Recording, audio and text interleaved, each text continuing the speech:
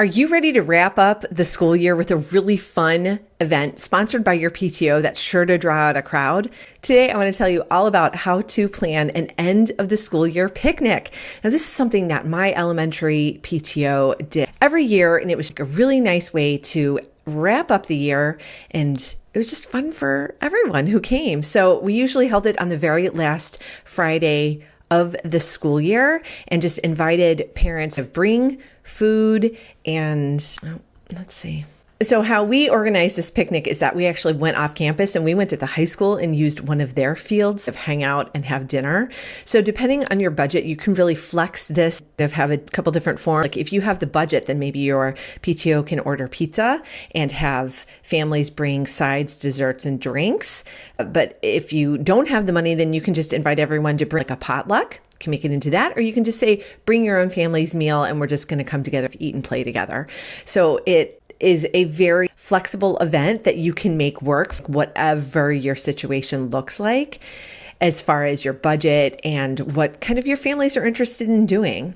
So the first thing is that it is hard to pick. The end of the school year is a very, very busy time of the year because all of the spring sports are full swing. And so usually those are taking up a lot of families' times throughout the week and especially on the weekends. So you want to try and find a date that doesn't conflict with as much as possible, which might be difficult. You're never going to find a date that's free and clear of everything, but check with the other schools in the area, make sure that you're not picking like graduation day or something like that at the high school, and pick a good date, and then make sure that you send out a flyer, or at least pretty like a digital flyer that gets sent out to everybody, and do it well in advance so people can plan for this.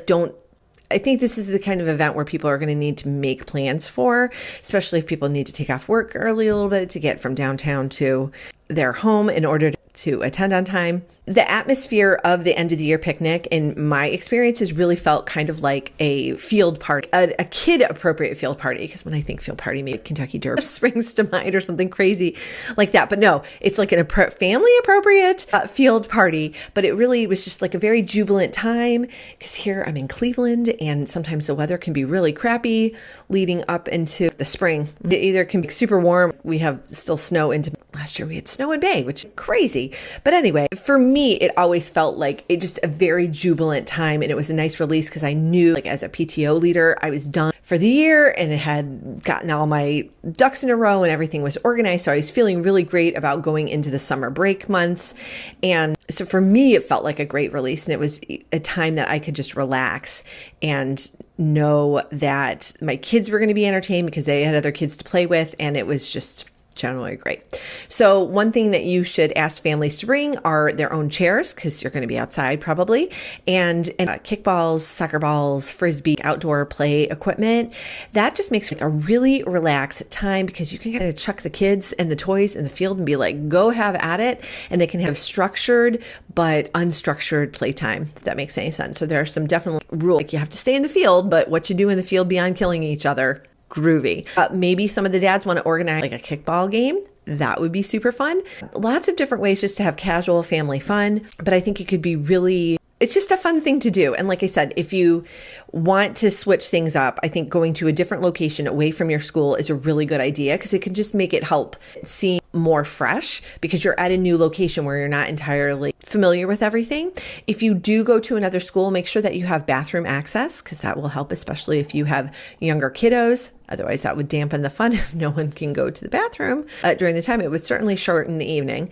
So make sure you get permission to use the bathrooms and make sure that the custodians have the building open. The other thing is if you're going to be asking families to bring food, please, please, please make sure to specify. Well, I don't know. Maybe you want this to happen. So maybe I shouldn't say please, please, please. But if you do not want everyone just to bring a dessert or nearly everyone just to bring a dessert as their chosen food item, please specify what people should be bringing. Give them a little bit of guidance because in my experience, when we didn't, it was like cookies and brownies and all sorts of sweet treats. And so it was pizza and sugary treats, which was not the most well-balanced meal. No big deal, but encourage people to think outside of the box by saying, bring a side, a non-sweet side. Maybe grade 1 brings non-sweet sides. Maybe grade 2 bring no dessert and grade 3 brings whatever, like another.